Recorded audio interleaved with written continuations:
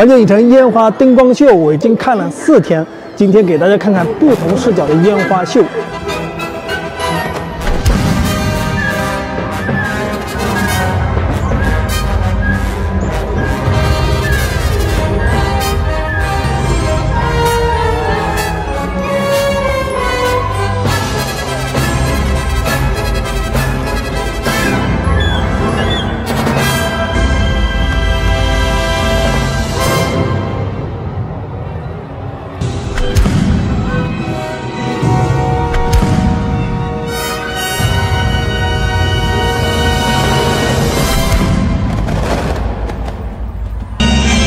大家最喜欢哪个视角？